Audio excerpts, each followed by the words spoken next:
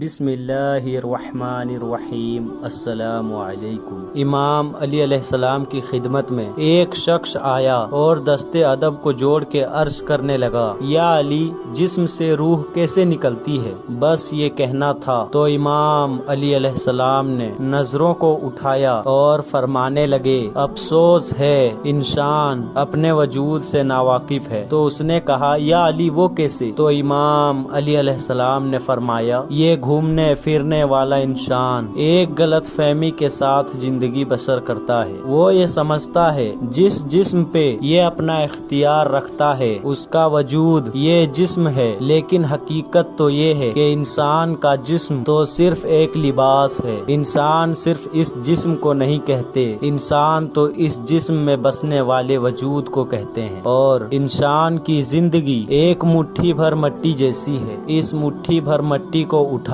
جیسے ہی یہ دھیرے دھیرے زمین پر گرتی جاتی ہے ویسے ہی انسان کی زندگی اختتام کی طرف بڑھتی جاتی ہے۔ اے شخص، یاد رکھنا زندگی صرف ایک وقت ہے، اسی لیے عارف اس بات کو سمجھ جاتے ہیں، وہ اپنی وقت کی قدر کرنے لگتے ہیں۔ ان کے نزدیک دنیا کی انمول چیز وقت ہوتا ہے اور جاہل اپنے خوشیوں کے پیچھے بھاگتے رہتے ہیں۔ ان کے بیچ اپنی وقت کی کوئی قدر نہیں ہوتی۔ یہ جو اختیار تمہیں ملا، یہ جو حکومت تمہیں ملی، اس کا ایک محدود وقت ہے۔ اس نے کہا، یا علی، کیسی حکومت مجھے ملی؟ امام علی علیہ السلام نے فرمایا، تمہارے جسم پہ تمہارے وجود کی حکومت، تمہارے وقت پہ تمہاری سوچ کی حکومت، تمہارا چلنا، تمہارا دیکھنا، تمہارا سننا، تمہارے دل کا دھڑکنا صرف ایک محدود وقت کے لیے ہے۔ اللہ نے تمہیں اس جسم پہ بادشاہ بنا کے بھیجا تاکہ تم اس سلطنت کی حفاظت کر سکو، اس سے صحیح فیصلے کروا سکو، اس میں صحیح عادتیں ڈال سکو۔ بس جب یہ محدود وقت ختم ہوگا تو اللہ کے حکم سے فرشتہ موت تمہارے وجود کو ایک خبر سنائے گا کہ بس اس مٹی کے بنے ہوئے جسم کو چھوڑو، اپنے اللہ کو اپنے وقت کا حساب دو۔ اس وقت انسان کا یہ لباس جو جسم کی صورت میں انسان کو پہنایا گیا ہے وہ اتارا جائے گا اور انسان تڑپ تڑپ کے کہے گا، میں تو بھول چکا تھا کہ میرا وجود کچھ اور میرا جسم کچھ اور ہے، میں تو صرف جسمانی خواہشات کے پیچھے بھاگ رہا تھا۔ اے اللہ، مجھے وقت دو، میں اپنے وجود کے فائدے کے لیے کچھ کروں، میں اس حقیر لباس کے لیے نہیں۔ لیکن افسوس، اس وقت وہ فرشتہ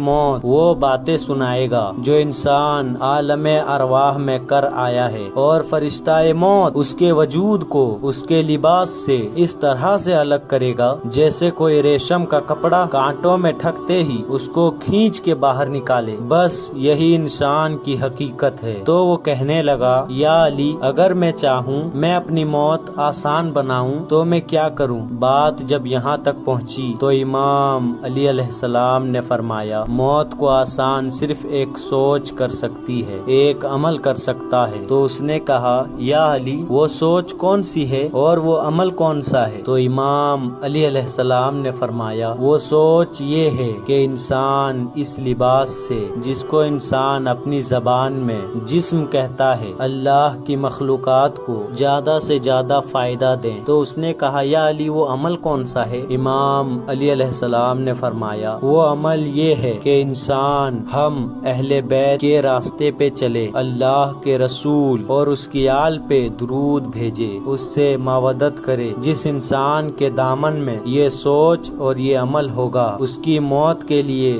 جب فرشتہ موت آئے گا تو اس کو مبارکباد کے ساتھ ایک پھول دے گا اور یہ کہے گا، اس جنت کی خوشبو کو محسوس تو کر۔ مومن جیسے ہی اس خوشبو کو محسوس کرے گا تو اس کا لباس اس کے وجود سے الگ ہو جائے گا، بے حرکت ہو جائے گا اور انسان کا وجود اللہ کی پناہ میں آ جائے گا۔ اگر امام علی رضی اللہ تعالیٰ عنہ کا واقعہ پسند آئے تو میرے پیارے بھائیوں، چینل کو سبسکرائب کر کے ویڈیو کو آگے تک ضرور شیئر کریں۔